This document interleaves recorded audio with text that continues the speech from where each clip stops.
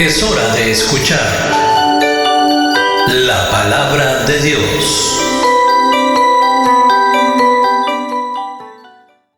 Vamos a meditar en la palabra del Señor.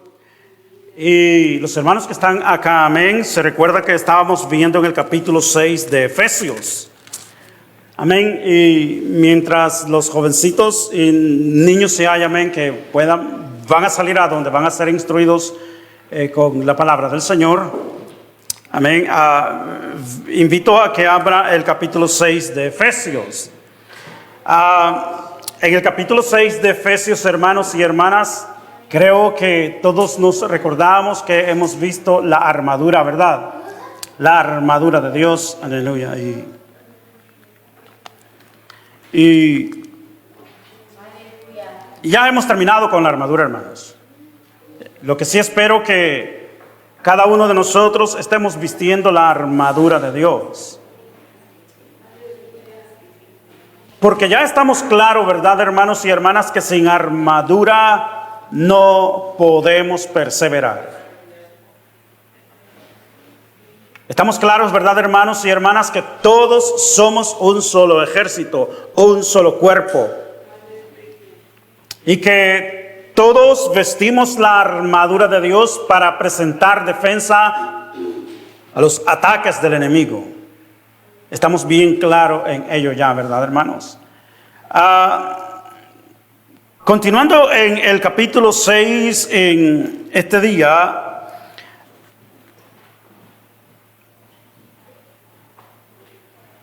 nosotros tenemos en el verso 18 esto.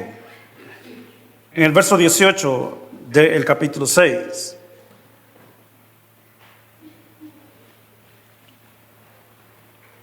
Orando en todo tiempo, con toda oración y súplica en el Espíritu, y velando en ello con toda perseverancia y súplica por todos los santos. Amén.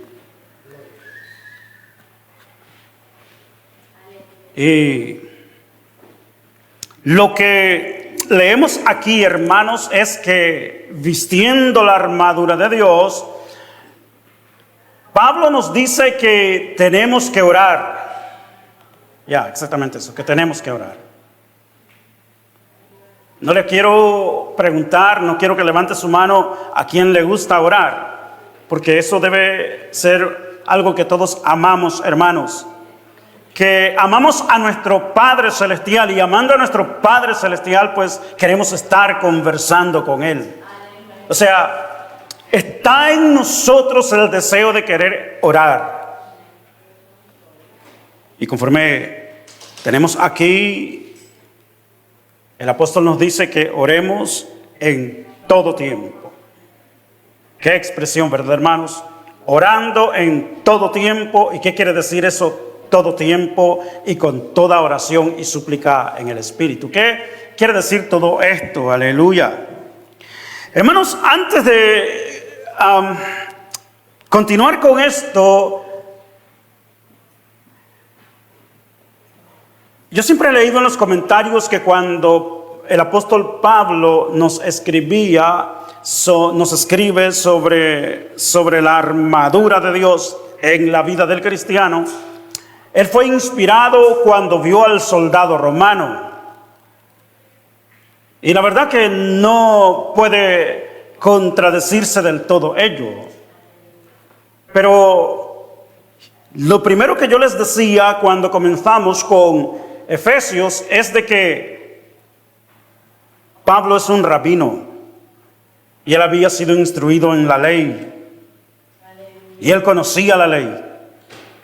Y él conocía de la armadura de Dios antes de estar a un soldado romano. Por ejemplo, veamos este pasaje en el capítulo 59 de Isaías. En el capítulo 59 de Isaías, capítulo 17, aquí se nos presenta exactamente ese punto sobre la armadura de Dios. Y yo no sé si usted lo había leído antes, lo sabía, pero No se puede decir totalmente que lo que inspiró a Pablo sobre hablarnos de la armadura de Dios es que un soldado estaba allí y vio a los soldados. No, ya él sabía que Dios tiene una armadura para tomar venganza, y esto es bien importante, hermanos y hermanas. O sea, no quería tocar este punto debido a que ya hemos terminado esto de la armadura, pero tampoco me dio tiempo de explicárselo. Pero es muy importante para nosotros como cristianos saber y entender por qué causa nosotros tenemos la armadura, por qué Dios nos ha dado la armadura. Veamos en este caso Jesús usando esta armadura, hermano. Y cuando nosotros leemos en este verso 17, vemos que lo usa para tomar venganza. Leamos el verso 17 de Isaías capítulo 59. Veamos el verso 16, comencemos por el 16. Dice: y vio que no había hombre, y se maravilló que no hubiera quien se interpusiese. Y dice, mire, y lo salvó su brazo, nadie más, sino el Señor. Ustedes se recuerdan en los estudios que hemos tenido de Apocalipsis, hermanos y hermanas, aunque no hemos llegado ahí todavía al capítulo 19, que el Señor viene y Él solo le corresponde, o Él solo hace toda la venganza en contra de los enemigos. ¿Sí se recuerdan? No sé, pero estamos en el 17, vamos a seguir adelante. Pero en el 19, Jesús toma venganza de todo porque no hay otro quien le ayudase. Y ese es el punto que nos presenta acá, hermanos. Y estoy enfatizando esto debido a que tenemos que hacer conciencia que cada uno de nosotros tenemos que vestir la armadura de Dios. Es por eso que estoy haciendo énfasis en esto. Entonces, después del verso 16 que nos dice, lo salvó su brazo, nadie más. ¿Ok? Y entonces tenemos el 17 que nos dice, pues de justicia se vistió. ¿Quién se vistió de justicia? Jesús. De justicia se vistió como de una coraza. Esta es la armadura de Dios. Tomó con yelmo de salvación en su cabeza. Como le digo, yo he leído comentarios sobre esto, y todos los comentarios dicen que Pablo lo que lo inspiró fue exactamente que estaba un soldado ahí. Pero antes de eso, Pablo ya sabía sobre la armadura de Dios. Y tenía que transmitirnos, decirnos, hablarnos, enseñarnos sobre esa enseñanza. Y aquí está, hermanos, todo lo que hemos estudiado sobre la armadura de Dios, el énfasis en cada uno de nosotros. ¿Por qué es que se necesita la armadura? Porque nosotros somos intercesores. Nosotros clamamos delante de Dios, intercedemos por el mundo, intercedemos por los hermanos, intercedemos por el pecador. Y el enemigo viene y lanza dardos de fuego. Por ejemplo, he notado los hermanos que están en la oración, las hermanas que están en la oración a las 6 de la mañana. ¡Wow! Se enferma un hermano, otro hermano. ¡Wow! Y una hermana hasta que la han operado. ¿Y de dónde? Porque, hermanos, el enemigo no descansa. Pero por eso es que vestimos la armadura, porque exactamente hacemos esto por el Señor. En Cristo hacemos exactamente esto, hermanos: tomar venganza. Porque el diablo quiere venir, robar, destruir, matar. Pero cuando una persona se vistió de la armadura de Dios y toma venganza, o sea, se pone a clamar, entonces al enemigo se le hace difícil. Y es por ello exactamente que después de que Pablo nos describe sobre la armadura de Dios en Efesios capítulo 6, el próximo párrafo o lo próximo que leemos es orando en todo tiempo. Orando en todo tiempo. Porque estamos ya vestidos de la armadura de venganza, hermanos. Y nos hemos vestido con la coraza de la justicia, el yelmo de la salvación, conforme dice aquí en el verso 17, en la cabeza. Y dice también, tomó ropas de venganza por vestidura y se cubrió de celo como de manto. Aleluya. O sea, Jesús se viste con la armadura de Dios. Por ejemplo, cuando el Señor andaba en el ministerio aquí en la tierra, hermanos, ¿quién veía al Señor con una vestidura de soldado? Nadie lo veía. Pero Él andaba vistiendo la armadura de Dios. Pablo, ministrando, él vestía la armadura de Dios, y es por eso que nos enseña a cada uno de nosotros que vistamos esta armadura. Y ya con la armadura, entonces leemos exactamente después de ello, en el verso número 18, orando en todo tiempo, con toda oración y súplica en el Espíritu. Vuelvo a repetir, orando en todo tiempo, en toda ocasión. O sea, no desmayar en la oración. Eso significa orando en todo tiempo. No descuidarse de la oración. Eso significa en todo tiempo, porque esto es expresivo, hermanos. Esto es expresivo. Muchos cristianos, amén, comienzan a orar y muchas veces dejamos de orar. O sea, decimos, oh, ya se solucionó mi problema, oh, ya tengo lo que quiero, oh, ya tengo la prima para poder tener mi propia casa, oh, ya tengo el vehículo que estaba orando, y entonces bajamos la oración. Dios muchas veces permite necesidades en nosotros, hermanos y hermanas, para que dobleguemos la oración. Pero cuando ya tenemos aquello que hemos pedido, entonces descuidamos eso que hemos doblegado la oración. Y viene entonces el enemigo y se aprovecha para nuevamente querer minar nuestra casa, minar nuestro hogar, minar todo aquello que hemos recibido de parte de Dios. Y minar significa traer, ¿verdad? Problemas. Minar, el ladrón mina, o sea, abre huecos en la pared para ver qué puede ver y meter la mano y robar, porque el diablo es un ladrón. Ya entonces el enemigo comienza a minar, hermanos y hermanas, y como les digo, esto es expresivo, orando en todo tiempo, quiere decir, no debemos de bajar la guardia de la oración. Tenemos que guardar nuestra vida de oración, orando en todo tiempo, con toda oración y súplica en el Espíritu.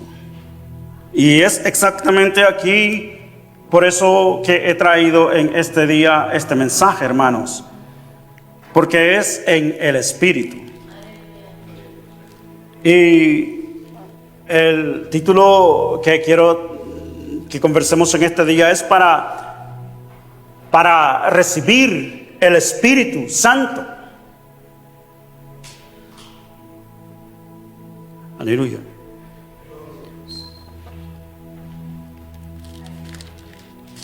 Un capítulo antes, hermanos, en el 5:18,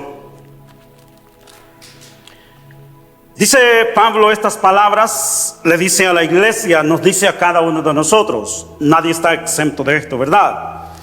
No os embriaguéis con vino en lo cual hay disolución, antes bien sed llenos del Espíritu, y es lógico, santo.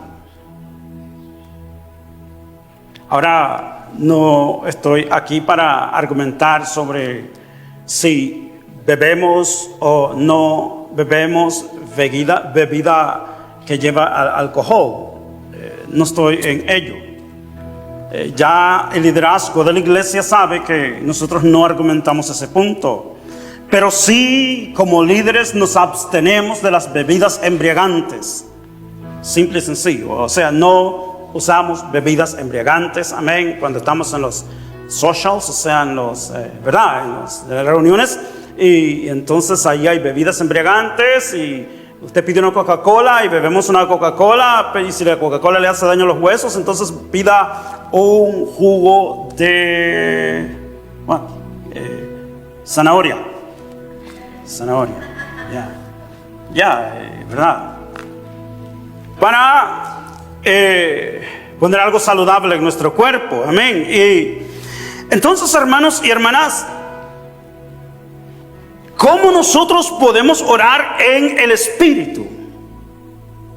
Podemos orar en el Espíritu cumpliendo esto que Pablo nos dice: sed llenos del Espíritu. Simple y sencillo. Sed llenos del Espíritu. Hermanos, el Espíritu Santo, un miembro de la unidad íntima en Dios, el Padre, el Hijo y el maravilloso Santo Espíritu, debemos saber cada uno de nosotros que fue prometido a nosotros por nuestro Salvador, quien es Cristo Jesús. A su nombre gloria, amén, hermanos. Diciéndonos, esto es lo que Jesucristo nos dijo: no los dejaré huérfanos. Juan capítulo 14, versos 15 al 18. Leemos esto, hermanos. Juan capítulo 14, versos 15 al 18. Leemos esto: si me amáis, guardad mis mandamientos. ¿Y qué sigue el verso 16? Y yo rogaré al Padre y os dará otro consolador. Jesucristo es el consolador de sus discípulos, el que los consuela, el que les da fuerza. Ellos se sienten como el papá, como que su papá está ahí, que los cuida, los guarda, les da todo. Es consolador, pero él dice: yo voy a rogar al Padre que les envíe otro consolador para que esté con vosotros para siempre. 17. El Espíritu de verdad, el cual el mundo no puede recibir porque no le ve ni le conoce, pero vosotros le conocéis. Aleluya. Hermano, esto va también para nosotros. Nosotros le conocemos. Pero la diferencia de los discípulos es esto: vosotros le conocéis porque mora con vosotros. Pero esta es la diferencia. El Señor le dice a sus discípulos: y estará en vosotros.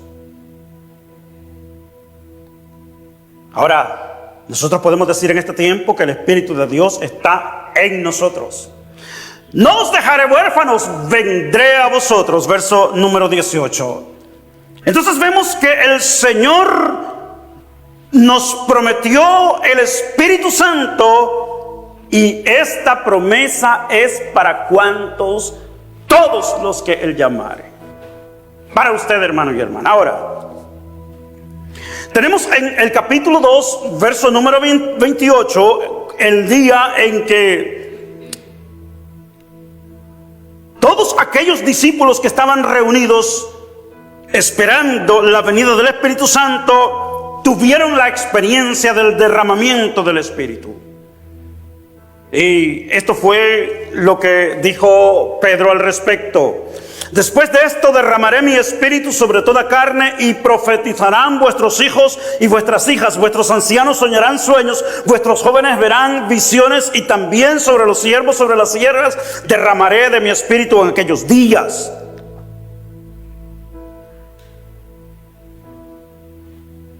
O sea que aquí hay un propósito. Aquí hay, no podríamos decir un propósito, sino propósitos. El por qué causa Dios prometió el Espíritu Santo. El por qué causa Jesucristo prometió el Espíritu Santo. El por qué causa ya se había profetizado que el Espíritu Santo iba a ser derramado sobre toda carne.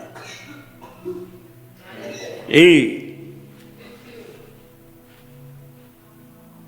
en el mensaje el apóstol Pedro fue bien claro, hermanos. Él dice que la promesa de el profeta Joel se había cumplido ese día.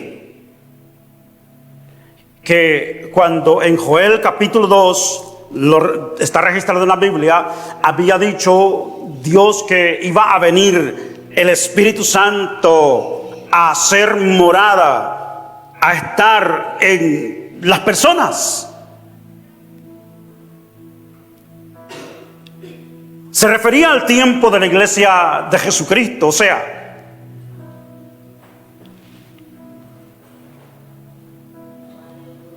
el pacto de la gracia, el pacto en el cual nosotros estamos, hermanos.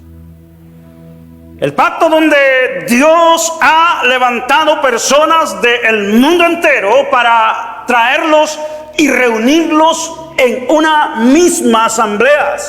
De que tantos millones de millones de millones y ahora billones, y ahora son billones, somos billones, sean de un mismo Dios, un mismo Señor, con un mismo propósito. Que seamos todos una misma asamblea y que todos nos ministre un mismo espíritu. O sea, Dios lo planificó así, hermanos y hermanas. Y Pedro da testimonio de ello diciendo en ese verso 28, esto fue lo que fue profetizado por el profeta Joel: en los postreros tiempos derramaré de mi espíritu sobre toda carne. Ahora, ¿con cuál propósito?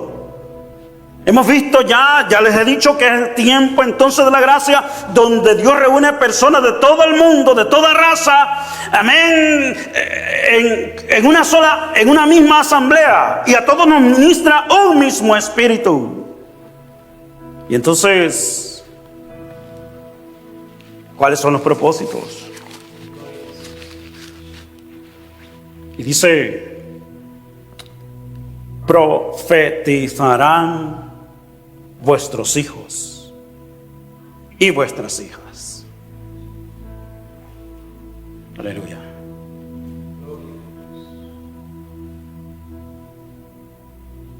Sí, escuchamos eso, ¿verdad, hermanos?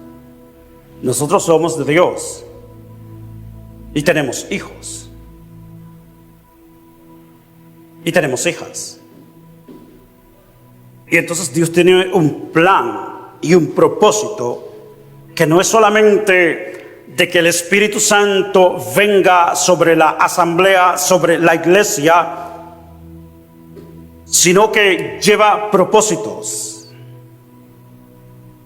de que nuestros hijos y nuestras hijas profeticen. ¿Y qué significa profetizar? Bueno, se dice de profetizar sobre decir algo que va a venir, pero realmente, hermanos y hermanas, amén, cuando nosotros estudiamos sobre el profeta y la profecía, es que se refiere a la entrega, y eso nos lo explica Ezequiel claramente, y Jeremías también nos comenta al respecto. Se entrega y tiene una experiencia íntima con Dios, y esta persona es guiada por Dios, y Dios da mensaje a esta persona.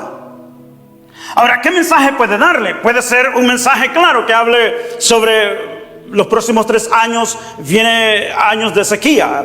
Puede ser, ¿verdad? Como lo encontramos en las Escrituras también, vienen años de hambre. Pero no solamente se refiere a eso, sino que la capacidad que recibe el miembro en el cuerpo de Cristo, que es parte de los hijos o de las hijas de una familia, que el cual Dios tiene el propósito que esta persona, hijo o hija, tenga la capacidad, o sea, la energía, tenga el ánimo y deseo de no acobardarse delante de una persona que no sea cristiana, que no siga a Cristo, sino que adore al diablo. Ese es el propósito.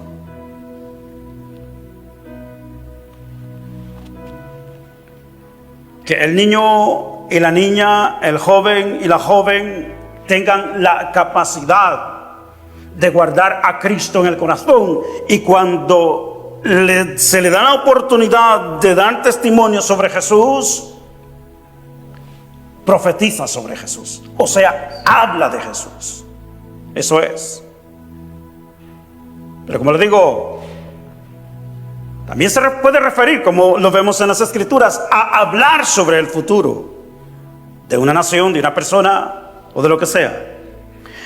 Pero entonces vemos el primer propósito aquí para que nuestros hijos, nuestras hijas profeticen.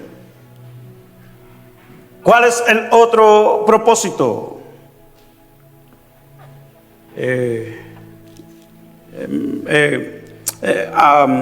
Sí, o sea, los ancianos. Dice aquí, para que vuestros ancianos sueñen sueños. O sea, vuestros ancianos soñarán sueños. ¿Qué significa eso de anciano? De edad de 60, así como el hermano, o 80, o después de ya retirado. ¿Qué es anciano?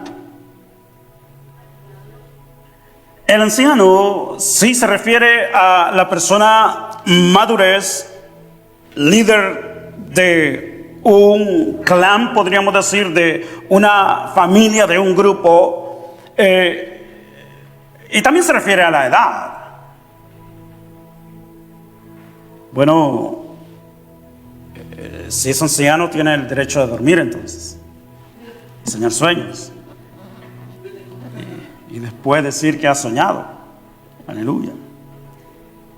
Sí, porque los ancianos soñarán sueños. O sea, hermanos, Dios habla de diferentes maneras a su iglesia, y Dios ha establecido un orden. Conforme vemos a lo que Pablo le dice y nos dice a nosotros como iglesia, es orando en todo tiempo, con toda oración y súplica en el Espíritu. Para poder orar en el Espíritu es necesario que el Espíritu more en nosotros. Y conforme estamos viendo el propósito del por qué el Espíritu de Dios mora en nosotros. Aleluya. Hermanos, si hay algo en la edad madura, de madurez o anciano, si usted, hermano o hermana, se considera un anciano o anciana, si yo me considero un anciano o anciana, entonces Dios tiene propósito en nosotros. Y vamos a ir más allá de eso de estar en la cama durmiendo para soñar sueños. No. Es poder ver qué el Señor quiere hacer y hacia dónde vamos. ¿Qué es lo que el Señor quiere hacer? Y ver cómo hacerlo andar, aquello que el Señor quiere hacer. Eso es soñar sueños. Porque todos tenemos sueños y propósitos en nuestras vidas, hermanos y hermanas. La persona que no tiene sueños ni propósitos en la vida, y que toma de excusa cuando Jesús nos dice no os afanéis por el día de mañana, no significa no planificar para el día de mañana. No significa ser como nuestro Padre Celestial, que planificó, soñó una tierra y muchos habitantes y muchos adoradores para Él.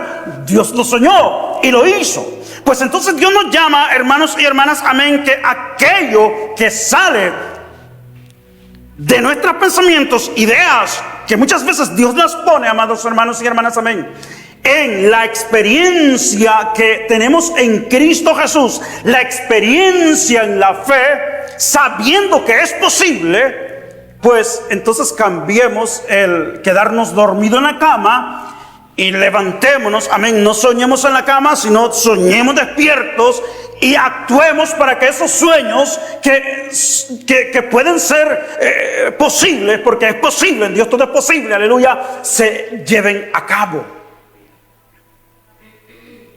Vuestros ancianos soñarán sueños. Porque de soñar, todos soñamos, ya sea niño, ya sea joven, ya sea anciano, todos soñamos. Pero la especificación de esto es que aquella persona que es madura, cuando sabe que el Señor está poniendo un pensamiento, algo que Dios quiere hacer a través de su vida, se realice, se lleve a cabo. Porque Dios nos ha llamado, hermanos y hermanas, amén, a prosperar, a construir, a andar, a predicar, a hacer. Y esos son los sueños. Vuestros ancianos soñarán sueños, y vuestros jóvenes verán visiones. O sea, notemos, hermanos y hermanas, con esto que el Espíritu Santo no fue dado a la iglesia solamente para decir el Espíritu de Dios mora en mí. Lo ha dado porque Dios tiene propósitos con cada uno de nosotros. Dios tiene propósito con su vida, no importa la edad. No importa cuántos años tengamos. Dios nos llama y nos usa para la gloria de su nombre. Y nos ha dado de su Espíritu con propósito. Y vemos ese tercer propósito aquí para el joven. Que el joven vea visiones.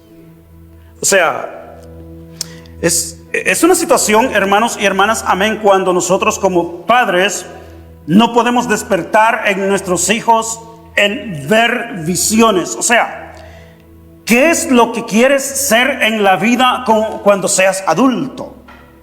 Muchas veces nosotros le preguntamos a nuestros jóvenes, ¿qué tú quieres ser? ¿Cuál es el sueño de tu vida? Y I don't know, ¿verdad? No sé si usted ha tenido esa experiencia, pero esa es la experiencia de muchos padres y de muchos jovencitos. Cuando su padre le pregunta, ¿qué tú quieres lograr cuando seas adulto? Eso es vivir una vida sin visión. Pero cuando el Espíritu de Dios, hermanos y hermanas, está en nosotros, nos pone logros, o sea, visiones. Lo que queremos, a donde queremos llegar, a donde Dios nos está guiando. Ese es el tercer propósito del Espíritu Santo en la iglesia. Vuestros jóvenes verán visiones. Entonces, hermanos y hermanas, es bien interesante la sabiduría y la aplicación de las Escrituras. Es muy interesante verlo, amado hermano y hermana, amén, porque entonces vemos la sabiduría divina para con nosotros como iglesia. Que el joven quiere lograr una meta, pero queriendo lograr esa meta lo ve muy difícil. Pero el anciano tiene la experiencia. Y el anciano, teniendo la experiencia, hermano y hermana, le ayuda, le da ánimo, le dice: se puede, mira, yo estoy aquí para ayudarte. O sea, vemos en esto bien sabio los propósitos de Dios con el Espíritu Santo para la iglesia. Porque, hermanos y hermanas, amén, sí, gloria al nombre de Jesús. Cuando el día que descendió el Espíritu Santo, los 120 que estaban reunidos en el aposento alto comenzaron a hablar en otras lenguas. Y había un propósito cuando comenzaron a hablar en otras lenguas. Nos dice que todos los que estaban reunidos allí comenzaron a escuchar en su idioma cómo estas personas sin educación oían que glorificaban a Dios en su propio idioma. Y no hay que tomarnos de eso, hermano y hermana, amén, para decir que en este tiempo ya no es para la iglesia el hablar en lenguas. Porque los dones van a terminar en la perfección. Cuando ya sea perfecto, ¿verdad? Eso ya pues se acaba. pero el amor permanece para siempre. Aleluya. Comenzaron los 120 a hablar en otras lenguas según el Espíritu les daba que hablasen, hermanos y hermanas. Y aquellas personas, la multitud, estaban escuchando que ellos glorificaban a Dios en su propia lengua. Algunos se atrevieron a decir, esto es tan borracho, pero ¿cómo un borracho va a hablar un lenguaje correcto? Es imposible, o sea, es imposible. El Espíritu Santo descendió. ¿Y por qué he traído este tema hoy día, hermanos? Es exactamente por eso. Porque exactamente el domingo pasado sucedió eso, exactamente el día de Pentecostés, cuando el Espíritu Santo descendió y todos fueron llenos del Espíritu Santo. Entonces en Hechos capítulo 2 está registrado que Pedro dijo que en el día de Pentecostés, que comenzó en el mes de mayo, ¿verdad? En ese día, congregado Israel en Jerusalén, nos narra la Biblia que vino el Espíritu Santo sobre los 120. Ahora, el título que estoy trayendo es para recibir el Espíritu Santo, hermanos, para recibir el Espíritu Santo. Y esta es la primera experiencia que tenemos, Hechos capítulo 2. Ahora, antes del capítulo 2 de Hechos, esa experiencia, nosotros vemos en el capítulo 1, verso 4 y verso 5, que el Señor les dijo esto a sus discípulos. Hechos 1, verso 4 y verso 5. Amén. Estando juntos, les dice el Señor esto a ellos. Les mandó. Amén. Les mandó que no se fueran de Jerusalén, sino que esperasen la promesa del Padre, la cual les dijo: oísteis de mí. Porque Juan ciertamente bautizó con agua, mas vosotros seréis bautizados con el Espíritu Santo dentro de no muchos días. Aleluya. Y tenemos el capítulo 2. Ok, está el capítulo 1, ¿verdad, hermanos? 4 y 5. De ahí para allá pasan 10 días. Estaban los hermanos encerrados, ¿verdad? Encerrados en oración y ayuno, buscando la promesa. ¿Qué es lo que estaban haciendo con ellos, hermanos? Haciendo lo que el Señor les mandó. El Señor les dijo: no se vayan de Jerusalén. Ellos eran galileos. Ellos eran galileos.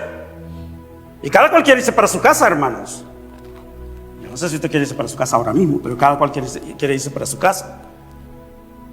El Señor dijo: ustedes no se van a ir para su casa allá a Galilea, no. Ustedes se van a quedar aquí en Jerusalén y van aquí a esperar la promesa. Ellos no sabían, hermanos, ellos no sabían si iba a ser un día, 10 días, un mes, 2 meses, un año. Ellos no sabían. Pero el Señor se los había dicho que esperasen. El Señor no les dijo: miren, de aquí a 10 días ustedes van a recibir el Espíritu Santo. No. Pero gloria a Dios que sucedió en esos 10 días. Porque el Señor ya lo tenía planificado. Yo no creo que ellos hayan sabido que Pentecostés significaba la primera primicia de la iglesia cristiana, la iglesia por todos los alrededores. En el pensamiento de ellos, Pentecostés estaba la cosecha, pero nunca se imaginaron que la cosecha de la iglesia, los billones de billones, comenzaba ese día. Nunca. Pero ¿qué fue lo que hicieron, hermanos y hermanas? Aunque no entendamos el mandamiento de Dios, hermanos y hermanas, hay que hacerlo. Porque dice que el Señor les mandó que se quedasen en Jerusalén hasta que viniese el Espíritu Santo. Y ese día vino. Ya. El año pasado se celebró eso. Y fueron todos llenos del Espíritu Santo. Aleluya. Entonces, hermanos, es necesario seguir el mandamiento de Cristo para recibir el Espíritu Santo. Sí, hay que obedecer al Señor. También tenemos en Juan capítulo 20, versos 25 al 28, hermanos, esto. Juan capítulo 20, versos 25 al 28, que dice: mira esta experiencia de los discípulos del Señor con con el Señor mismo. Entonces le dijeron, pues los otros discípulos, al Señor hemos visto. Él les dijo, ¿verdad? ¿Quién fue este, hermanos? Ya usted sabe, ¿verdad? Ya. Unos dicen que el problema de Tomás, que era saduceo, y que los saduceos no creían en la resurrección. Bueno, hermano y hermana, amén. Dejemos eso a un lado, aleluya. Lo que interesa es esto. Aleluya, de que él dijo, si yo no veo al Señor, no creo que le resucitó. Simple y sencillo. Así como nosotros hablamos, ¿verdad? A veces, que usted dice, no, y no, that's all. Eso es todo, ¿verdad? Aleluya. Pero entonces sigue aquí diciendo, hermano, amén, el 26.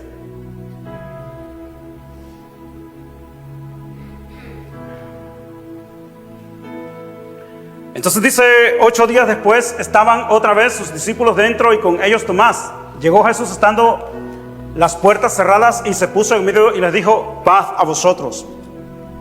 Luego le dijo a Tomás, pon aquí tu dedo, mira, sí soy yo, amén. 28.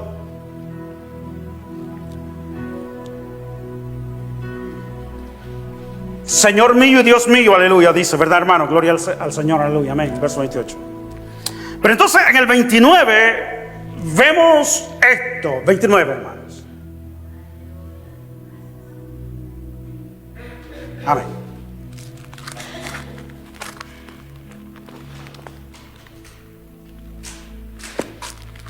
Dice Juan 19, 29, hermanos y hermanas, amén. Tomás, porque tú has visto, me has tocado, has creído. Aleluya. Pero, ¿qué sigue diciendo, hermanos? Amén.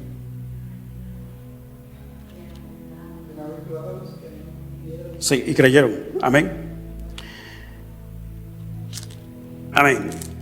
Y entonces, cuando vemos el verso 21, amén, perdón, 22 dice, y después de haber dicho él esto, les dice, qué experiencia, mire, qué experiencia, recibid el Espíritu Santo. Qué experiencia, ¿verdad? Ahora, ¿cómo que sucede eso?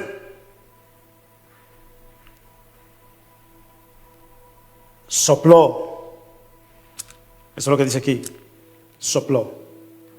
O sea, el Señor Jesús sopló sobre ellos y soplando les dice, recibid el Espíritu Santo. O sea, el Señor sopló su aliento y es lógico que esto no está hablando de la creación cuando el momento Dios sopló sobre Adán y el hombre fue un ser viviente. Hermanos, ¿qué significa esto?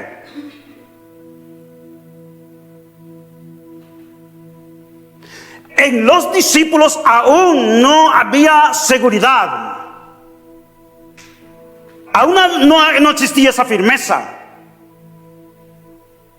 Pero ese soplo los afirmó. O sea, la vida del Espíritu Santo trajo una convicción en los 11, aún en Tomás, que dijeron, bueno, de aquí en adelante ya somos fuertes. De aquí en adelante ya no nos descarriamos. De aquí en adelante ya no negamos al Señor. De aquí en adelante, aunque no tenga ganas de ir al templo a adorar a Dios con los hermanos, yo me voy a ir. O sea, de aquí en adelante soy soldado firme de Cristo. Sirvo al Señor.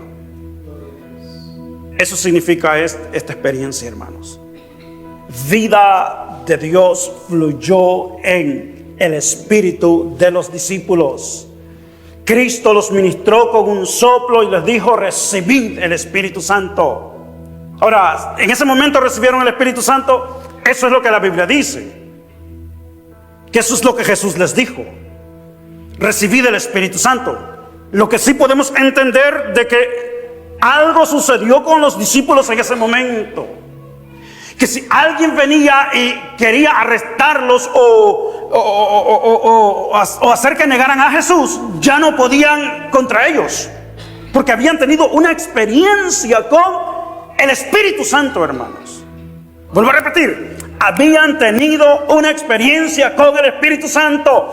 Y la persona que tiene una experiencia con el Espíritu Santo, amado hermano, es una persona que se afirma en Dios. Aleluya. Hermanos y hermanas, una persona que es dirigida por el Espíritu Santo, ¿cómo va a volver atrás? Pablo nos dice, el rabino Saulo nos dice que nosotros hemos recibido la herencia. Hemos recibido la herencia.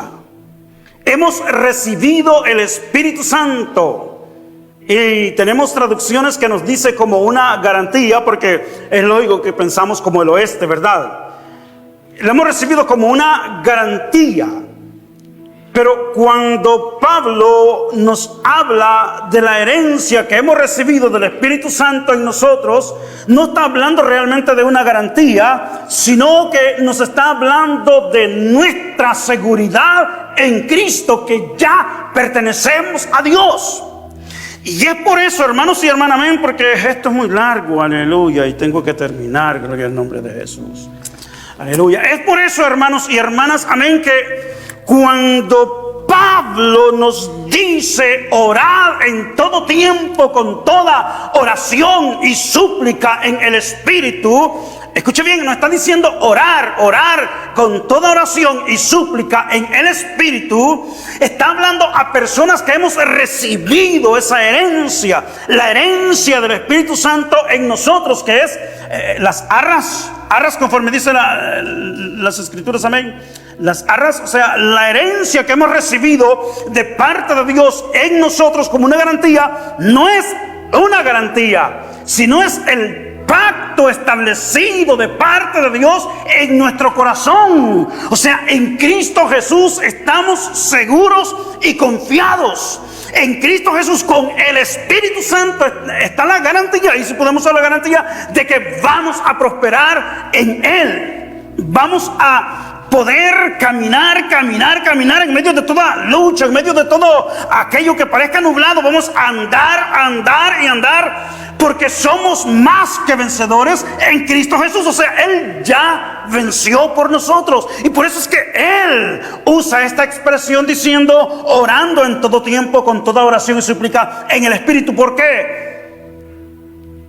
Es sabido que ya el Espíritu Santo mora en nosotros, y morando el Espíritu Santo en nosotros, tenemos en el Espíritu la habilidad de poder interceder, orar. El mismo Pablo nos dice cuando le escribe a los hermanos de Roma que intercede delante de Dios el Padre con gemidos indecibles. Sabe lo que va a decir. Y eso es lo que Pablo nos dice. Entonces, hermanos y hermanas, amén, tenemos la armadura divina. Con la armadura divina, recordemos que Jesús tomó la armadura, se vistió de la armadura para hacer justicia, para tomar venganza. ¿Para qué entonces vamos a vestir la armadura, hermanos? ¿Para qué el Espíritu Santo? Sí, para que la justicia de Dios, que es la salvación para los perdidos, venga a ser una realidad, hermanos. Hermanos, Dios quiere usarnos a todos y cada uno de nosotros, pero disponemos nuestra vida delante de Él para que Él nos use. Usted puede decir dentro de usted mismo: Dios quiere usarme. Pues entonces, hermanos y hermanas, amén. ¿De qué manera recibo el Espíritu Santo? Seguir el mandamiento del Señor, con el soplo de Jesús, escuchando el mensaje de Dios, como lo tenemos también en Hechos capítulo 10, e imponiendo las manos, de acuerdo a Hechos capítulo 19. Sí, En Hechos capítulo 19 sucede, amén, que Pablo va a Éfeso y le dice: ustedes recibieron el Espíritu Santo cuando se convirtieron. Entonces ellos dijeron: ni sabíamos que había Espíritu Santo. Entonces le dice: ¿y con qué bautismo ustedes fueron bautizados? Dice: con el bautismo que enseñaba Juan el Bautista. O sea que ustedes han sido instruidos así con el mensaje del arrepentimiento. Ya, el mensaje del arrepentimiento es necesario porque hay que arrepentirse. Pero entonces Pablo les introduce al bautismo de Jesús. Sed llenos del Espíritu Santo. Les impone las manos y dice que todos comenzaron a hablar en otras lenguas. Aleluya. Amén. Y es siempre, amado hermano, amén, conforme el Espíritu pone para hablar. Y gloria sea su nombre. Porque vuelvo a repetir, no lo he dicho pero lo digo nuevamente. Y no lo he dicho nuevamente pero lo digo. Las lenguas no es una repetición de uno al otro, no. Es según el Espíritu pone para que hablemos y glorificamos su nombre. Hermano, amén. En este día damos gloria a Dios. Voy a invitar que se ponga de pie, aleluya, amén. Maravilloso Santo Espíritu, glorioso Santo Espíritu, majestuoso Santo Espíritu. El predicador ha terminado su mensaje. ¿Estás listo para aceptar a Cristo como tu Señor y Salvador personal?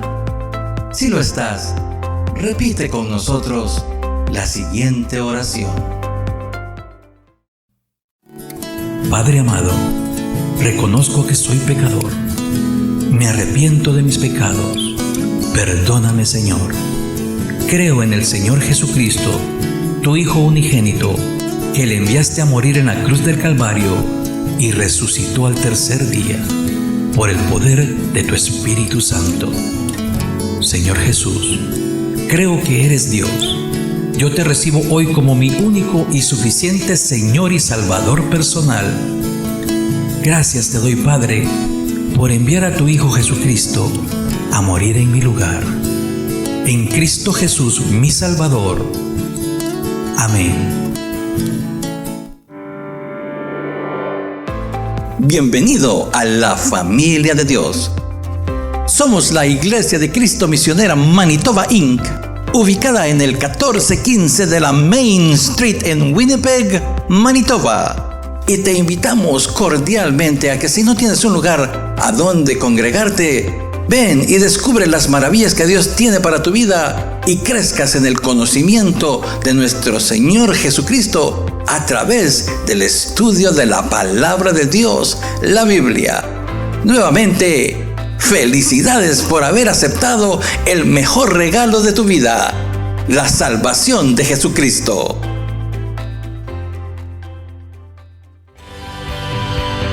Que Dios te bendiga.